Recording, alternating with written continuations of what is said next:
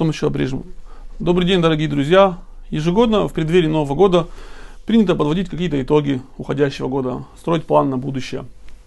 Мы живем в Петербурге, нас достаточно здесь остин много живет. И среди них есть, безусловно, много достойных наших земляков, которые делают успехи в спорте, в учебе, в культуре. Есть такие ребята, которые только одним своим присутствием, своим видом, они держат нас вместе, сплочают нас, всегда помогают, всегда бывают рядом. От лица всей молодежи Петербурга, от лица всех остин, мы решили в этом году отметить 3 таких земляков наших. Сейчас здесь 2 из них, 3 мы вручим немного позднее. Все, я думаю, знают этих людей, они в представлении не нуждаются. Скиф Базаев, народный художник Северной и Южной Осетии. И Владимир Яковлевич Зоцев. Вас как представить? Общественный деятель, старейшина, вы тоже общественный деятель, журналист, да.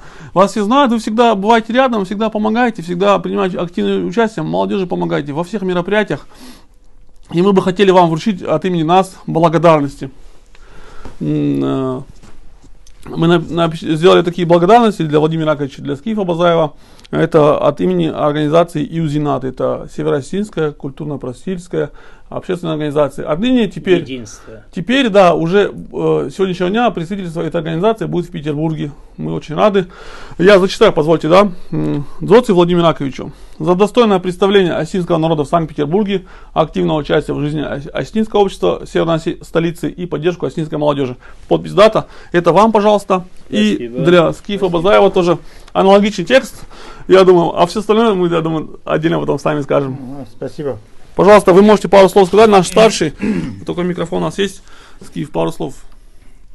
Спасибо большое, что вот отметили нас, наш скромный труд за 40 лет пребывания здесь, в Санкт-Петербурге. Мы живем тут, работаем, творим, в курсе дел всех наших в Осетии, что в Северной, Южной Осетии, что творится, мы знаем, что там делается, встречаем всегда людей, рады всегда поделиться своими знаниями по истории Осетии, по культуре, по быту, по нашим традициям осетинским, без которых нельзя жить в этом большом, великом городе Санкт-Петербурге. И, Казбек, тебе большое спасибо, что занимаешься вот этими нашими осетинскими делами. Многое, может, и получается, многое не получается, но главное, что мы все вместе. Один, если даже ты будешь великим Коста и будешь вот один заниматься, один это тяжело.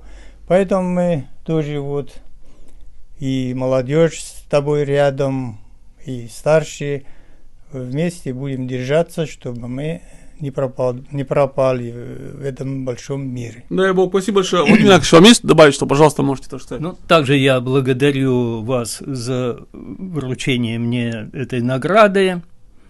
Мы через несколько дней вступим в 3-е десятилетие 21 века.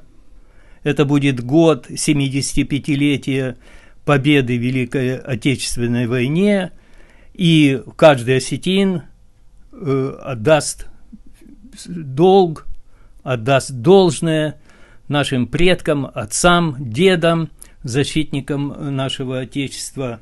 Я просто напомню, что 547 представители нашего народа сложили свои головы, защищая город Петербург. Виноват Ленинград, теперь Петербург. Вот, 9 наших земляков было удостоено звания Героев Советского Союза в битве за Ленинград. Ну, а уходящий год нам запомнится тем, что все-таки мы отметили 270 лет добровольного присоединения Осетии к России. Мы открыли мемориальную доску Юрию Сергеевичу Кучиеву в день 100-летия со дня его рождения. И вот буквально на днях, в минувшую пятницу, в Морском техническом колледже состоялось большое, замечательное такое мероприятие, также посвященное Юрию Сергеевичу Кучиеву. Там были герои социалистического труда,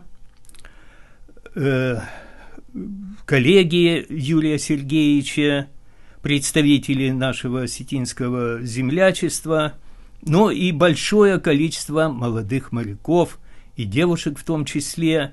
И они все узнали о нашем героическом земляке Юрии Сергеевиче Кучиеве и взяли слово быть похожими на него. Равняться. И равняться на него, да.